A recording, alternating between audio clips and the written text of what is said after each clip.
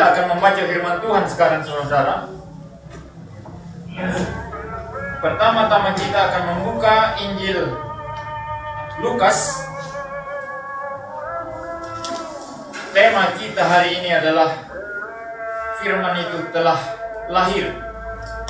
Lukas pasal yang kedua, ayat yang ke-11. Lukas pasal yang kedua, ayat yang ke-11. Saya akan membacakan dan saudara-saudara boleh memperhatikan dalam hati saudara masing-masing. Hari ini telah lahir bagimu juru selamat, yaitu Kristus Tuhan di kota Daud. Saya ulangi sekali lagi. Hari ini telah lahir bagimu juru selamat, yaitu Kristus Tuhan di kota Daud. Hari ini telah lahir bagimu juru selamat. Sudah lahir, ya. Logos Allah itu, firman Allah itu sudah lahir, ya, menjadi manusia atau mengambil natur manusia, saudara. Nah, saudara-saudara, kelahiran Yesus itu berbeda dengan kelahiran kita semua, saudara. Kelahirannya itu bersifat supranatural dan bersifat unik, saudara. Walaupun Yesus Kristus itu sama dengan kemanusiaan kita. Nanti saya akan bahas ini, saudara, supaya saudara jangan mengira bahwa Yesus itu dari atas tubuhnya. Itu salah, ya, sesat, ya. Yesus itu tubuhnya darah daging Maria. Ya, nanti kita akan melihat lebih jauh. Nah, kelahiran Yesus ini bersifat unik, ya, berbeda dengan siapapun, ya, berbeda dengan orang besar manapun, dengan orang pintar manapun, pejabat manapun, manusia manapun, termasuk kita, saudara. Paling tidak saya mencatat 6 hal, saudara. Masih banyak hal, tapi saya kira saya cukup bahas secara singkat cuma 6 hal, saudara ini, saudara. Pertama, kelahirannya itu dinubuatkan. Tidak ada pemimpin agama, ahli filsafat, tokoh masyarakat, ya, presiden, raja, kaisar yang kelahiran itu ribuan tahun sebelumnya atau ratusan tahun sebelumnya sudah dinubuatkan bahwa akan lahir. Tidak ada kecuali Yesus Kristus. Ini yang pertama, saudara. Nah, mengapa demikian? Kelahirannya itu sudah direncanakan Allah Bapa, dan kelahiran ini adalah menjadi momen yang sangat penting sekali. Paling penting dalam sejarah. Lebih penting daripada hal apapun, saudara. Ya, sekarang Israel pindahkan ibu kotanya ke Yerusalem. Orang semua ribut, tapi itu hal tidak terlalu penting, saudara. Walaupun dunia kacau oleh karena itu, tetap tidak terlalu penting. Lebih penting dan mutlak paling penting adalah kelahiran Yesus Kristus. Pada Billy Graham, seorang penginjil besar itu abad yang lalu, dia berkata, berita paling besar bukan manusia sudah pernah mencapai bulan. Waktu itu manusia baru mendarat di bulan. Ya. Bukan manusia mendarat di bulan, tapi berita paling besar adalah bahwa Yesus sudah datang ke dalam dunia, sudah lahir, menjadi juru selamat, menjadi penebus kita. Itu berita paling penting yang manusia harus dengar, saudara. Maka saudara, khotbah dari mimbar ini lebih penting daripada kalau Anda nonton Metro TV, ya. Khotbah hamba Tuhan, beritanya jauh lebih penting daripada kalau Anda nonton berita. Anda buka Google lalu cari-cari berita, saudara. Termasuk berita tentang Presiden Amerika Serikat, ya, saudara. Paling besar adalah khotbah dari mimbar ini. Ini berita paling besar, saudara. Maka saudara, kelahiran Yesus itu berita paling besar dan kelahirannya dinubuatkan. Ini yang pertama. Lalu yang kedua, kelahirannya juga bersifat supranatural.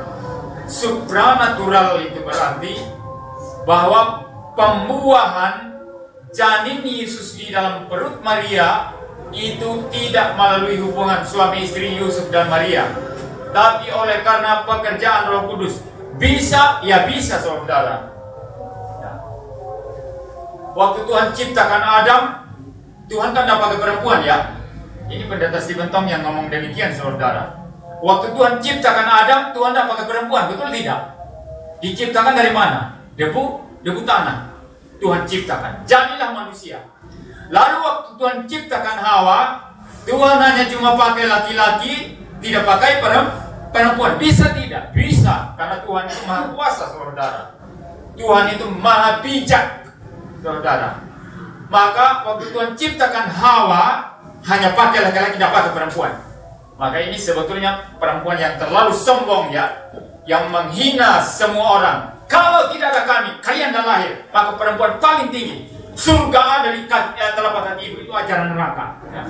Bukan ajaran Kristen, saudara. Surga bukan di telapak kaki ibu. Surga adalah di Yesus Kristus. Amin. Bukan di telapak kaki ibu. Ini ajaran palsu ya. Orang Kristen tidak boleh ngomong itu loh ya. Sudah dengar khotbah ini, orang Kristen masih ngomong ini dosanya besar. Tidak boleh ya ngomong nanti surga ada di telapak kaki ibu, itu bukan ajaran Kristen. Ya. Maka Tuhan bisa ciptakan manusia tidak pakai perempuan.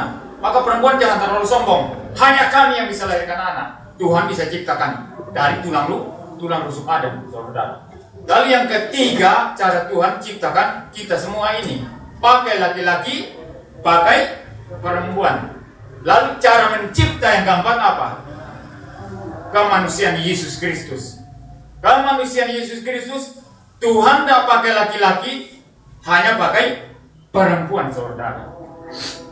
Maka rahim Maria digunakan oleh Tuhan ya, beserta seluruh alat reproduksi daripada Maria, melalui pekerjaan Roh Kudus, jadilah janin Yesus, bayi Yesus dalam kandungan Maria. Maka sifat kelahiran Yesus itu apa? Supranatural. Pekerjaan Roh Kudus bukan dari hasil hubungan suami istri. Ini yang kedua. Lalu yang ketiga sekarang itu, saudara, bersifat, kalau saya boleh katakan, prihatin ya. Lahir dalam kemiskinan, saudara. Tidak ada orang tua sekarang ini, saudara, kalau istrinya sudah melahirkan anak ya, suami nggak bingung ya. Jadi walaupun tidak punya uang ya, tidak punya uang di rekening ya, tidak punya persiapan, tenang-tenang aja, wah santai saja begitu. Tidak, saudara, semua orang bingung. Nanti rumah sakit di mana? Pakai bidan atau rumah sakit ya? Nanti pakaiannya bagaimana? Semua dipersiapkan, saudara. Tapi yang bayi Yesus ini persiapannya Alkitab tidak catat. Mungkin ada, tapi Alkitab tidak catat. Mungkin Alkitab, ya penulis kitab Injil, saudara, merasa tidak perlu. Karena apalah persiapan daripada Yusuf dan Maria yang miskin, saudara. Cari tempat saja tidak dapat. Saudara, waktu cari tempat di Bethlehem, saudara, kalau mereka orang kaya, punya banyak uang, itu bisa geser orang, saudara. Jadi orang yang bayarnya murah mungkin digeser ke tempat yang lebih murah, saudara. Kalau mereka berani bayar mahal, saudara. Ya. Tapi justru karena mereka tidak punya uang, ditolak di sana sini, akhirnya lahirlah di kandang, saudara. Jadi lahir dalam kehinaan, dalam keprihatinan. Bukan lahir di dalam pesta pora yang mewah, saudara. Maka Natal tidak identik dengan pohon Natal yang besar. Ini bagus ya, kecil ya. Jadi cukup mewakili khotbah saya. Kalau pohon Natal ini besar tinggi sekali, wah tidak boleh pajang di sini. Dan cocok dengan Natal. Natal itu prihatin. Yesus lahir dalam kemiskinan, saudara. Lalu Natal orang sekarang apa? Pakai Sinterklas, bagi-bagi hadiah, saudara. Taruh coklat, gula-gula, permen di kaos kaki anak-anak. Lalu anak-anak lihat, wah Sinterklas sudah datang kasih saya hadiah begitu. Jadi yang diagung-agungkan siapa? Sinterklas, saudara, bukan Yesus. Ini Natal yang palsu ya. Ini Natal pekerjaan iblis, saudara. Ya, Pak Selamat bilang saya tadi khotbahnya keras. Harus keras. Ya. Ini bukan Natal, saudara. Sinterklas itu bukan Natal ya. Sinterklas itu tipuan iblis untuk menutup nama Yesus, saudara. Apalagi orang pakai momen Natal untuk pesta-pesta. Orang sudah siapkan uang loh buat Natal ya. Mungkin untuk keluarganya mau beli apa mungkin sudah, tunggu dulu. Yang penting Natal kita harus rayakan. Jadi udah beli daging babi, bikin sup pralibon, bikin rica-rica daging babi, undang teman pesta-pesta, lalu dansa-dansa. Ini juga bukan Natal, saudara. Kelahiran Yesus tidak ada pesta-pesta, saudara. Nggak ada makanan enak, nggak ada dansa-dansi, saudara. Nggak ada persiapan dana, nggak ada. Nah, kelahiran Yesus itu prihatin, lahir dalam kemiskinan, saudara. Ini yang ketiga, saudara. Lalu yang keempat, saudara, bersifat bergabungnya ya natur atau sifat ilahi dengan sifat manusia. Itu berarti unik ya. Jadi di dalam diri Yesus Kristus itu, nanti saudara yang tidak terlalu paham juga saya tidak terlalu tuntut untuk harus mengerti, tapi yang bisa ngerti harus ngerti ya. Yang bisa ngerti tidak mau ngerti itu dosa. Ya. Tapi kalau sudah berusaha mengerti tapi tidak bisa ngerti nggak apa-apa. Tuhan ampuni ya, tetap selamat saudara. Ya. Jadi saudara-saudara begini ya, itu pribadi kedua Tritunggal Logos yang disebut Firman ini, yaitu Yesus Kristus ya Firman. Nanti kita akan baca di Injil Yohanes.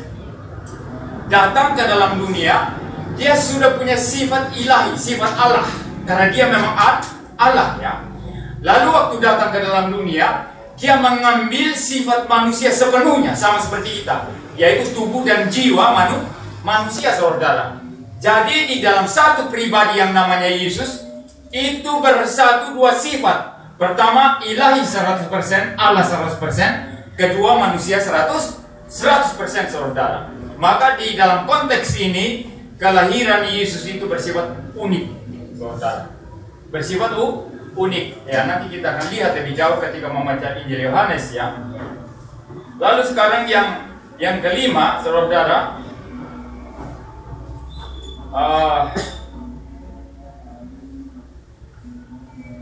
waktu kelahiran Yesus Kristus ke dalam dunia itu mendapat sambutan yang berbeda-beda. Waktu saya lahir, semua keluarga, terutama orang tua saya, senang luar biasa. Kecuali bayi itu tidak diinginkan ya. Saya pernah mendengar seorang ibu ya, main game. Mau melahirkan main game saudara. Terus main game sampai anaknya lahir, dibiarkan, digeletakkan anaknya. Dia terus main game. Ini gila, ibu yang gila. Ada lagi satu orang ibu lain ya, sudah sampai di bandara melahirkan. Dia melahirkan di toilet. Lalu ditinggal di toilet anaknya, lalu dia lari kejar pesawat, naik pesawat, tapi ditangkap polisi. Waktu ditanya, kenapa kau tinggalkan anak? Saya takut ketinggalan pesawat. Jadi naik pesawat lebih penting dari anaknya, kurang ajar. Orang sekarang seperti itu ya. Orang karena kesulitan sedikit saja sudah ngajak anaknya bakar diri saudara. Banyak berita kan kayak gitu ya. Tapi umumnya orang tua senang ya sambut anak. Jadi sambutan orang tua itu senang saudara, menunggu anak lahir. Tapi kelahiran Yesus ini saudara, sambutan orang beda-beda. Ada yang dapat sukacita, mereka sembah dia, itu ada dua golongan. Pertama orang Majus, itu mewakili orang berpendidikan, mewakili orang yang statusnya tinggi ya.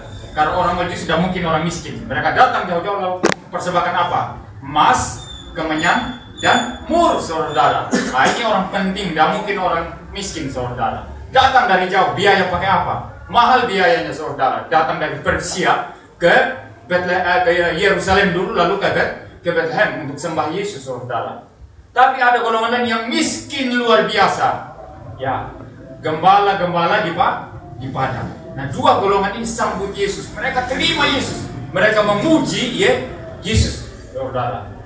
Golongan lain adalah golongan yang agama yang tidak peduli. Pemimpin agama yang tidak peduli saudara. Orang-orang ahli Taurat dan itu imam-imam kepala. Waktu orang Majus datang ke Yerusalem saudara, tempat karena mereka bilang ada raja baru lahir. Kami lihat bintangnya di timur. Kami mau datang sembah dia. Seluruh Yerusalem menjadi gempar dan Herodes tahu itu. Akhirnya Herodes menjadi panik ya. Raja siapa lagi selain daripada saya? Masa ada lahir raja baru yang mau lahir? Tidak mau saya. Maka kemudian saudara, ini Herodes panggil ahli-ahli Taurat dan imam-imam kepala. Mandanyai mereka dengan teliti luar biasa. Lalu para ahli Taurat dan imam kepala ini saya kira kasih kuliah singkat sama Herodes. Bagaimana Mesias itu ya sesuai dengan nubuatan perjanjian lama, lahirnya di mana, di Bethlehem, mereka tahu semua. Setelah memberitahukan kepada Herodes saudara, setelah itu mereka diam-diam saja saudara. Diam-diam saja, tidak cari tahu sendiri betul tidak Mesias yang lahir itu Mesias atau tidak. Kalau saudara baca Alkitab ya, dalam kitab Injil tidak ada lagi gerakan lain daripada ahli Taurat dan imam kepala ini untuk menanyakan kelahiran Yesus. Tidak ada saudara, diam. Ini mewakili orang sekarang saudara. Banyak hamba Tuhan sekarang semakin sekolahnya tinggi semakin dingin. Semakin dapat doktor, semakin tidak berani beritakan Tuhan Yesus. Ini kurang ajar saudara. Ya. Banyak, betul atau tidak saudara? Ini model ahli Taurat saudara. Orang-orang Farisi saudara. Semakin tinggi sekolahnya, semakin belajar, semakin tidak berani. Semakin diam, saudara, semakin takut. Nah, ini orang Farisi ahli Taurat, saudara. Nah, inilah cara mereka menyambut Yesus. Banyak gereja dingin sambut Natal.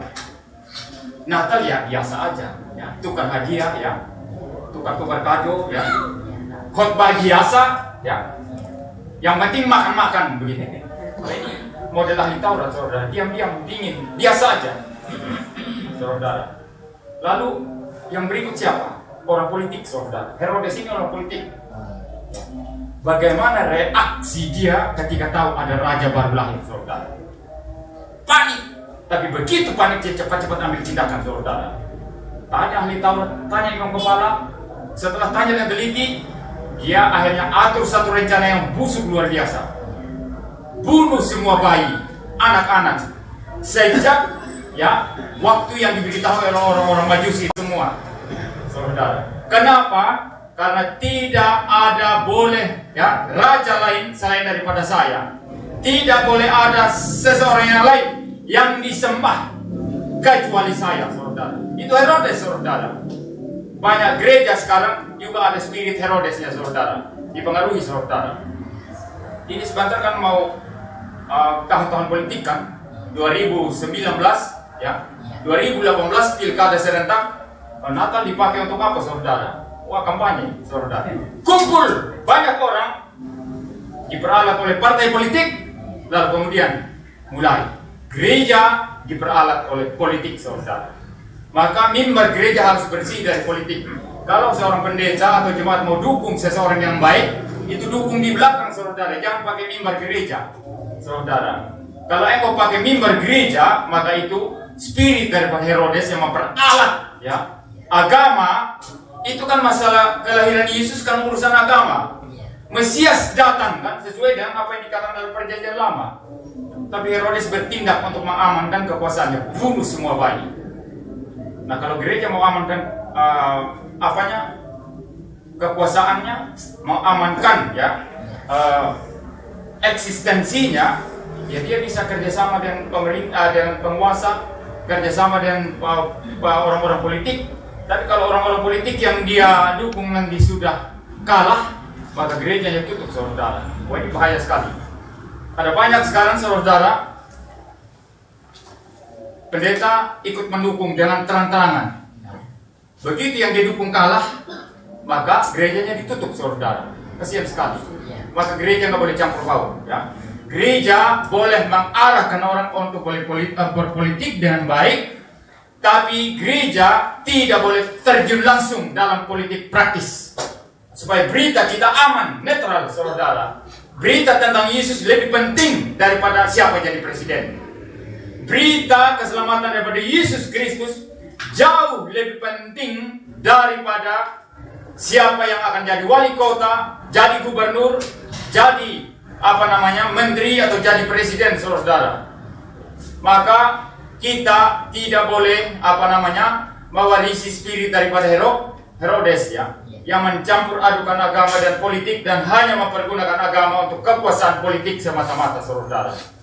Ini jenis ya, 3 jenis orang yang menyambut kedatangan Yesus. Nah, waktu kita Natal sekarang pun sama, saudara. Ada 3 jenis ya. Ada orang yang sepi-sepi saja, model ahli Taurat. Ada orang yang ramai luar biasa, tapi tidak ada maknanya. Yang mereka lakukan itu jauh daripada Natal yang sesungguhnya. Tapi ada sejenis orang lain pakai Natal untuk kemudian melakukan pemberitaan Injil ya, mengkhotbahkan firman Tuhan dengan benar dari atas mimbar ya, melakukan pelayanan-pelayanan yang penting, dan dengan demikian dia membesarkan makna Natal, saudara. Ini yang kelima, saudara. Lalu yang keenam sekarang ya, fakta mengenai kelahiran Yesus adalah bahwa sebelum Yesus lahir ke dalam dunia, di dalam perjanjian lama, dia sudah berulang-ulang menampakkan diri dalam rupa malaikat. Saudara-saudara, kalau saudara baca Alkitab di dalam perjanjian lama, kalau saudara ketemu istilah malaikat Tuhan ya, M-nya itu pertama, M-nya itu huruf besar, dan Tuhan huruf besar semua, itu namanya malaikat Yehovah atau malaikatnya Yahweh. Itu adalah Yesus dalam perjanjian lama yang menampakkan diri. Jadi kalau saudara tanya kepada saya, siapa yang menampakkan diri kepada Adam di Taman Eden? Itu Yesus dalam Perjanjian Lama. Siapa yang menampakkan diri kepada Musa di dalam semak belukar yang terbakar menyala, tapi semak belukar itu tidak terbakar? Itu Yesus dalam Perjanjian Lama. Siapa yang menampakkan diri di Gunung Sinai kepada Musa yang memberikan 10 hukum Taurat? Itu Yesus dalam Perjanjian Lama. Siapa yang menampakkan diri kepada Gideon? Itu Yesus dalam Perjanjian Lama, saudara. Allah Bapa tidak pernah menampakkan diri. Kalau Allah Bapa menampakkan diri, selalu melalui logos atau firman-Nya atau anaknya, yaitu Yesus Kristus, saudara. Maka kelahiran Yesus di dalam Perjanjian Baru yang dicatat dalam kitab Injil ini adalah sesuatu yang bersifat unik, karena sebelum lahir Yesus juga sudah pernah berulang-ulang menampakkan diri dalam Perjanjian Lama, saudara. Maka kelahiran Yesus di sini tidak biasa, unik, saudara. Nah, ini yang saya bisa sampaikan dari Injil Lukas. Mari sekarang kita lihat Injil Yohanes. Injil Yohanes itu pasal yang pertama, ayat pertama sampai dengan ayat yang keempat, lalu nanti ayat yang ke-14.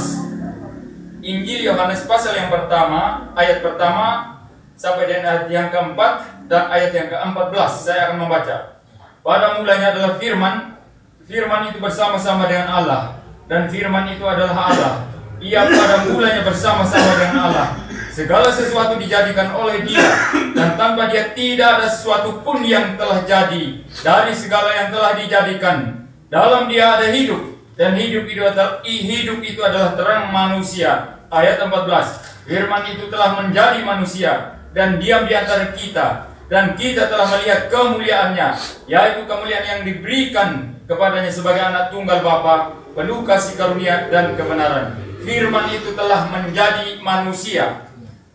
Nah, saudara-saudara, dalam istilah bahasa Inggris tidak menggunakan istilah manusia, baik ya, kalau saudara baca, kalau bisa membaca dalam bahasa Inggris King James Version atau NIV, saudara, di situ dikatakan istilah flesh, saudara, bukan manusia, ya. The word became flesh.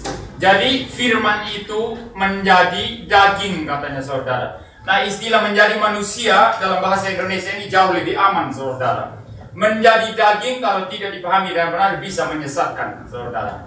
Nah, daging yang dimaksud bukan seonggok daging, ya. Jadi Yesus datang ke dalam dunia, ya, dalam keilahiannya, lalu keilahiannya itu dibungkus dengan daging. Ini salah. Kemanusiaan Yesus bukan hanya daging. Kemanusiaan Yesus adalah daging dan roh, atau daging dan jiwa. Tubuh dan jiwa, bukan hanya daging saja. Maka Yesus punya jiwa kemanusiaan, saudara. Punya roh kemanusiaan, saudara. Ini yang paling penting, saudara. Sehingga kita tidak hanya mengira bahwa Yesus datang ke dalam diri hanya ambil daging, tapi dalam dirinya isinya roh Allah. Itu salah, ya. Salah, ya. Kemanusiaan Yesus adalah jiwa manusia dan tubuh manusia, saudara. Bersatu dalam satu pribadi logos yang merupakan juga Allah 100%, yaitu roh yang bersifat al-ilahi, saudara. Jadi clear, ya, jelas. Lalu istilah menjadi, saudara. Ini ada banyak sekarang, ya, digunakan istilah yang saya kira sesat, ya. Dan saya berjanji seumur hidup saya lawan ini. Tidak peduli pendeta yang bicara itu pendeta yang betul-betul belajar, tapi kalau salah istilahnya saya lawan, ya. Dikatakan menjelma jadi manusia, itu di buku KPPK juga ada istilah itu. Salah itu. Istilah menjelma itu apa, saudara? Pengertian pertama menjelma, saya misalnya, ya, berubah jadi babi, itu menjelma, saudara. Jadi saya, kemanusiaan saya berubah jadi babi. Nah, ini menjelma, saudara. Ini salah. Yang kedua, istilah menjelma pengertiannya bisa begini. Bukan berubah, tapi nampak seolah-olah. Ya, mungkin model kalau orang Jawa percaya ada babi ngepet, ya. Babi ngepet itu, ya, orang berubah wujud jadi babi lalu pergi ke sana kemari, itu nyuri uangnya orang, betul, ya? Ya, nyuri kekayaannya orang, begitu, ya. Itu menjelma, saudara. Kalau boleh saya pakai istilah ini. Yesus waktu datang ke dalam dunia bukan menjelma, ini salah. Bukan menjelma. Dia mengambil natur manusia. Keilahiannya tetap, kealahannya tetap tidak berubah. Tetapi dia ambil natur manusia 100%, sehingga sekarang setelah lahir ke dalam dunia, dia adalah satu pribadi logos, ya, yang punya dua sifat. Allah 100%, manusia 100%. Itu Yesus yang diajarkan Alkitab. Bukan Yesus yang menjelma, saudara. Nah ini sekali lagi ya. Sekarang sudah dengar khotbah ini, pergi kemana-mana nanti masih bilang Yesus Tuhanku menjelma jadi manusia, itu salah lagi. Kalau sudah tahu benar, tetap dibicarakan, itu dosa, betul tidak? Dosa atau tidak, saudara? Nah, saudara-saudara, itu bukan menjelma ya, mengambil natur manusia, saudara. Makanya orang Muslim, saudara, salah paham. Kenapa salah paham? Karena orang Kristen sendiri yang nggak benar penjelasannya. Ya. Orang Kristen bilang Allah jadi manusia. Loh, Allah kok jadi manusia? Sejak kapan Allah jadi manusia? Mana mungkin yang tidak terbatas jadi terbatas? Nah, orang Muslim di sini benar, saudara. Dia, kenapa orang Kristen bilang Allah jadi manusia? Mana mungkin yang tidak terbatas jadi terbatas? Yang maha kuasa jadi tidak kuasa. Yang pencipta jadi ciptaan. Saya tidak percaya itu katanya. Benar dia, saudara. Yang goblok orang Kristen. Ini keras saya. Yang goblok pendeta-pendeta itu, yang gak belajar baik-baik. Bukan Allah jadi manusia, saudara. Yesus Allah 100%, ambil natur manusia, bukan jadi manusia. Ambil natur manusia 100%. Dan di dalam kemanusiaannya, dia mati di atas kayu salib untuk menebus dosa-dosa kita. Nah, kalau orang Muslim mengerti ini, mereka tidak boleh protes. Karena bukan Allah yang berubah jadi manusia, tidak. Allahnya tetap, tapi mengambil natur manusia. Sehingga sekarang Yesus adalah apa?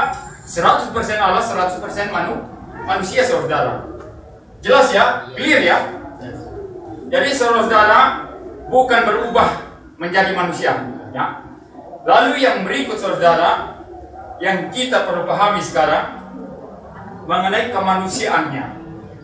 Alkitab mencatat Yesus itu tidak berdosa. Saudara-saudara, kalau saya yang mengklaim ya, saya tidak pernah berbuat dosa. Ini, coba buktikan kalau saya berbuat dosa. Ya, dia tidak kenal saya, mungkin tidak berani ngomong kan? Betul tidak ini yang dari Salem? Ya, Pak Lase yang tidak terlalu kenal saya, tidak berani dia. Kalau saya bilang, Pak Yanto penipu, kapan saya tangkap dia penipu? Belum pernah kan begitu, Anda berani, saudara. Tapi kalau Pak So lebih banyak kenal, wah mungkin lebih banyak tahu kan? Pak Melku lebih banyak tahu lagi. Istri saya paling banyak tahu, saudara. Boleh kata istri saya, hai istri saya, buktikan kalau saya berbuat dosa. Istri saya langsung akan ambil kertas catat semua, mungkin ada ribuan. Betul tidak, saudara? Yesus suatu saat, saudara, tantang orang Farisi, ahli-ahli Taurat, orang-orang Yahudi. Dia berkata kepada mereka, buktikan kalau saya berbuat dosa. Siapa yang mereka tantang, saudara? Bukan murid. Kalau murid, saudara, mungkin murid-murid takut, saudara. Karena mereka begitu kagum terhadap guru. Guru bilang, buktikan kalau saya salah. Mungkin mereka tidak mau ngomong. Banyak murid sekarang kan tidak berani kritik guru kan? Betul tidak? Iya, saudara. Banyak murid sekarang nggak berani kritik guru, saudara.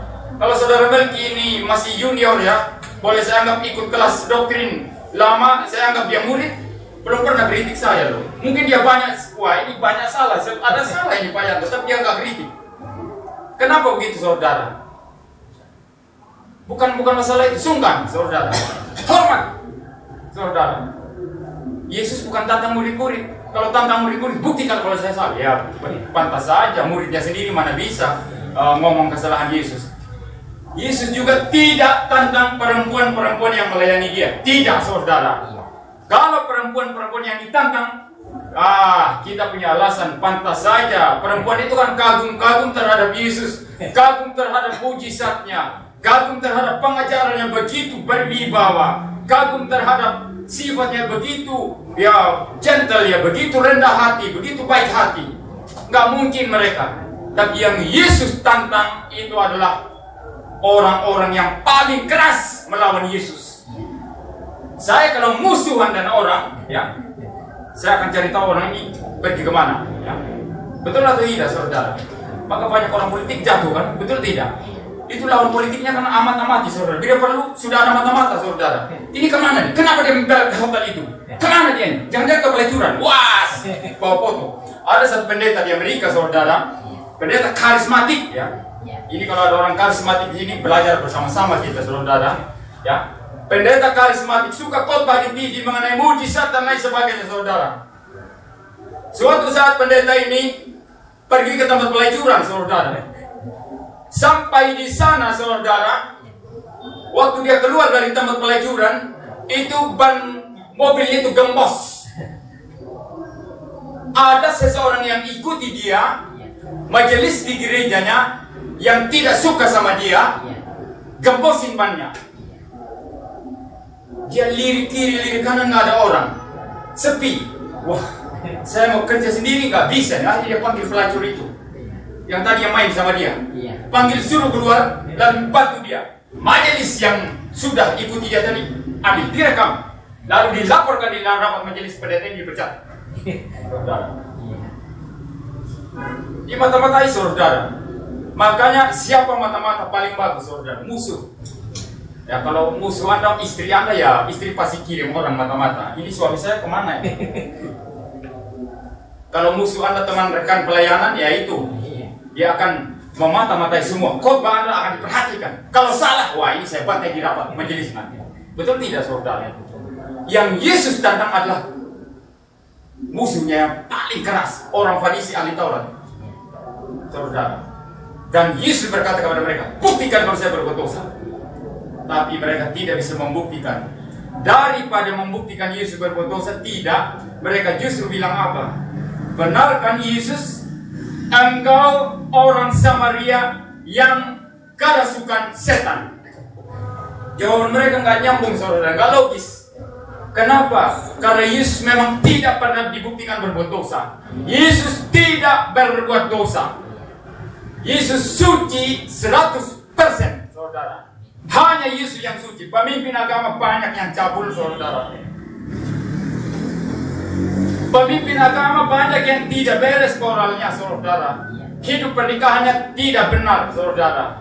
Ya, perkataannya banyak tidak benarnya saudara. Tapi Yesus bersih dari lahir sampai mati. Maka dia layak jadi penebus kita. Penebus kita tidak boleh cacat saudara. Harus bersih saudara. Maka saudara, mengapa Yesus tidak berdosa? Karena kemanusiaan Yesus yang berasal dari Maria itu dikuduskan oleh Roh Kudus. Sedangkan jiwa kemanusiaan Yesus itu diciptakan secara instan ketika terjadi pembuahan dalam rahim. Maka bayi Yesus bersih. Lalu pertanyaan berikut masih ada, mengapa dia tidak mewarisi dosa asal dari Adam? Kita semua mewarisi dosa asal dari Adam, tetapi Yesus mengapa tidak, saudara? Karena pribadi Yesus adalah pribadi Logos, bukan pribadi manusia. Saya katakan tadi pribadi Logos dengan sifat ilahinya datang mengambil natur manusia. Dan Yesus bukan pribadi manusia, tapi pribadi Allah, pribadi Logos. Karena dia pribadi Logos, pribadi Allah, maka dia tidak diwakili oleh Adam. Waktu Adam berbuat dosa, Yesus tidak diwakili oleh Adam. Karena pribadi Yesus bukan pribadi manusia, saudara. Maka Yesus tidak mewakili dosa tidak mewarisi dosa asal daripada Adam. Maka di sini Yesus bersih, saudara. Inilah kemanusiaan daripada Yesus Kristus. Nah, saudara-saudara, saya melangkah lebih lanjut sekarang. Natal itu berarti apa? Firman atau Logos itu telah lahir ke dalam dunia, diberikan untuk siapa? Untuk kita. Pujian kita tadi yang kita ulang berkali-kali, putranya diberikan untuk kita, saudara. Untuk apa, saudara? Karena kita orang berdosa. Di dalam dosa kita tidak mampu untuk menyelamatkan diri sendiri, kecuali pertolongan daripada Tuhan Allah. Tidak ada manusia bisa suci, saudara. Tidak ada manusia bisa tolong diri sendiri. Semua sudah rusak total dalam dosa, dan hanya anugerah Tuhan yang boleh selamatkan kita. Tidak ada anugerah Tuhan, tidak ada keselamatan, saudara. Ada satu cerita menarik dari seorang novelis Rusia namanya Fyodor Dostoyevsky, saudara. Dia menulis mengenai kehidupan orang dalam penjara. Di dalam penjara itu banyak ya, tingkah orang-orang dalam penjara itu macam-macam. Nah, mereka masuk penjara kenapa? Karena berbuat jahat. Nah, waktu sampai penjara, mereka tobat tidak. Menurut tulisan dari Dostoyevsky dalam novelnya itu, tidak bertobat mereka. Justru di penjara makin menjadi-jadi. Dia cerita tentang satu orang badan besar ya, ramah sekali saudara, suka menolong orang, suka senyum saudara. Jadi kalau ada teman di penjara kesulitan, dia bantu saudara, senang sekali. Tapi kebiasaan buruknya yang menyebabkan dia masuk penjara itu menyelundupkan barang gelap, itu nggak berhenti saudara. Di dalam penjara pun dia masih kerjakan pekerjaan itu. Dia ambil anggur diam-diam dari luar lalu selundupkan ke dalam supaya orang boleh minum anggur di dalam penjara. Nah, saudara-saudara, kalau ketangkap orang ini akan dihajar sampai babak belur, sampai dia ampun-ampun seperti anak kecil minta ampun sama mamanya, saudara. Tapi setelah itu, setelah ampun-ampun, tobat-tobat, beberapa waktu dia lakukan lagi.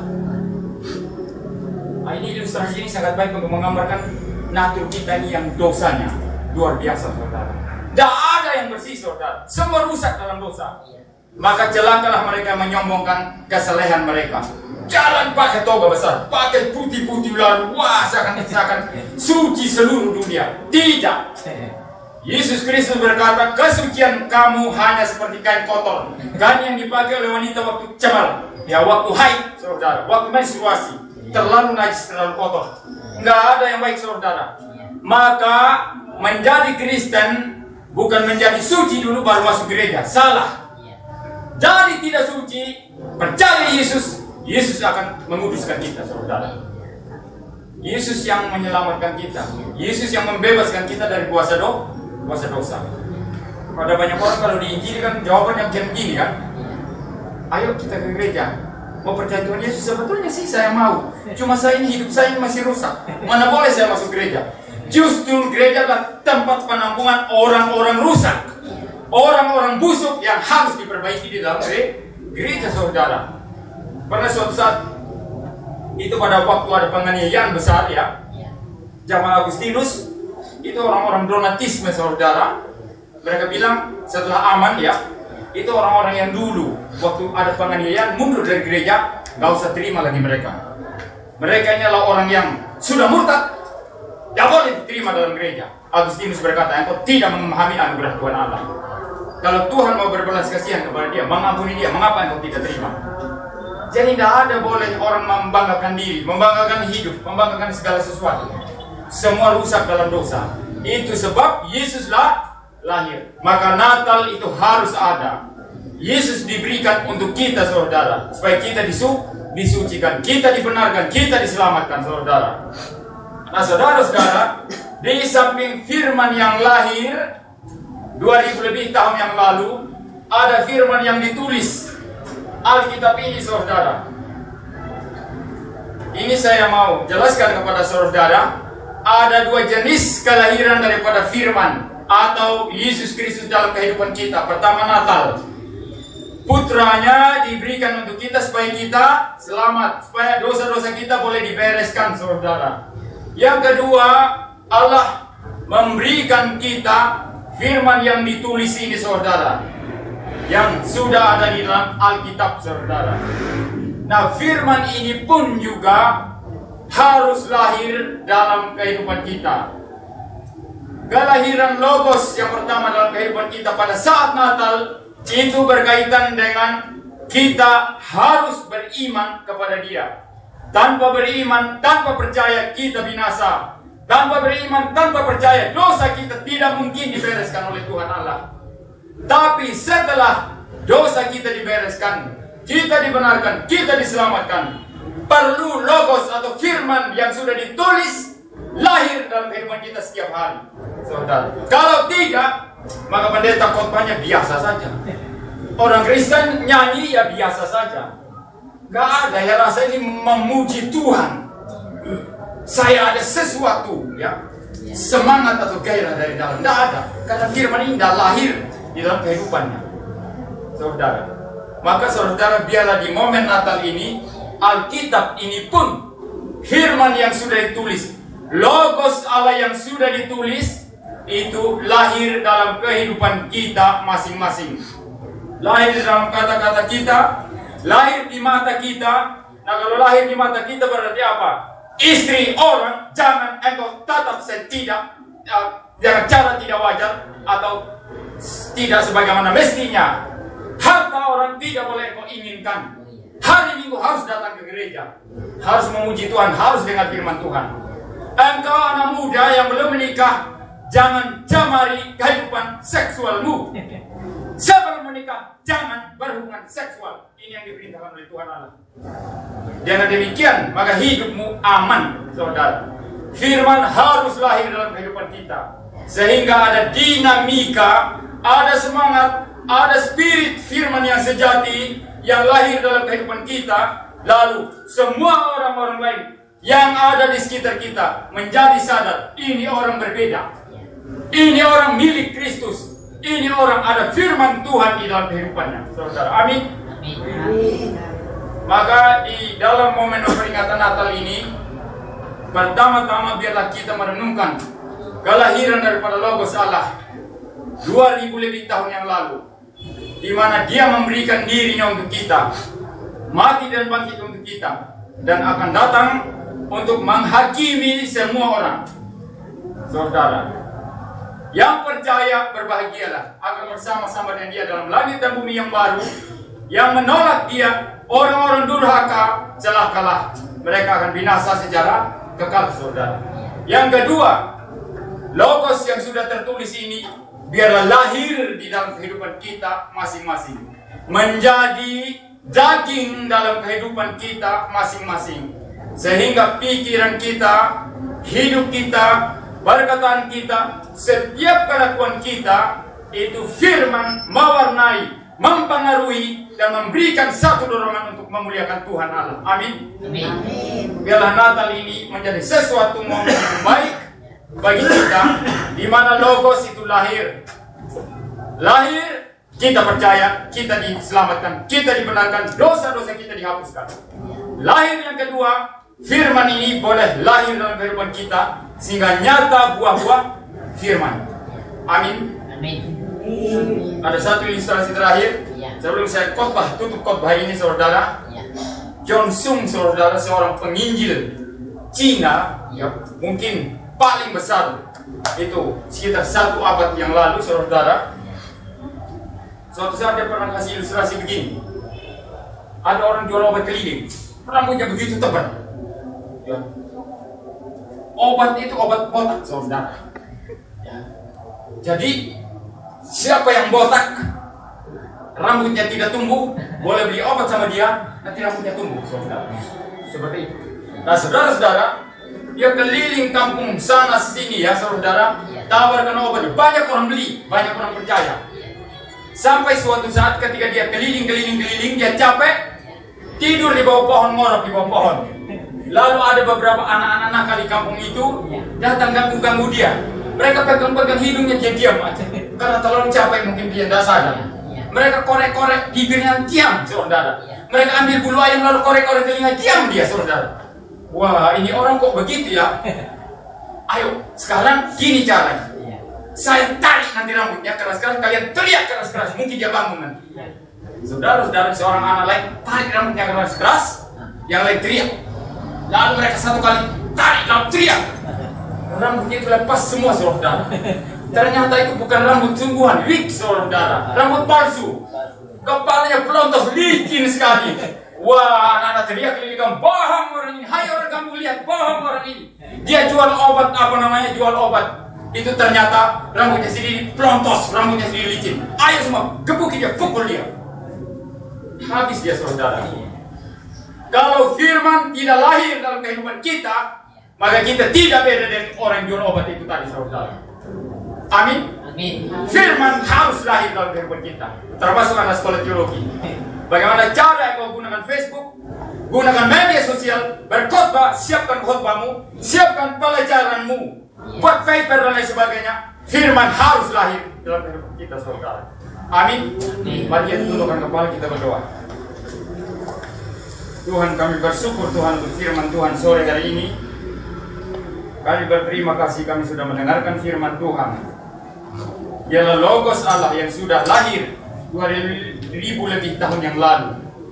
Sungguh-sungguh kami percaya, kami imani, karena hanya melalui iman kepada Dia kami boleh diselamatkan, kami boleh dibenarkan, kami boleh disucikan, dosa-dosa kami boleh dibereskan, dan kami akan bersama-sama selama-lamanya dengan Tuhan dalam kekekalan. Kami berdoa juga Tuhan, Engkau sudah memberikan juga Logos-Mu yang sudah ditulis. Biarlah firman ini juga lahir dalam kehidupan kami, sehingga ini nyata dalam pikiran kami, kata-kata kami, tindakan kami, di dalam segala hal, sehingga kami menjadi orang Kristen yang sungguh-sungguh digunakan oleh Tuhan di dalam dunia ini. Terima kasih Tuhan, kami bersyukur Tuhan. Dalam nama Tuhan Yesus Kristus kami berdoa. Amin.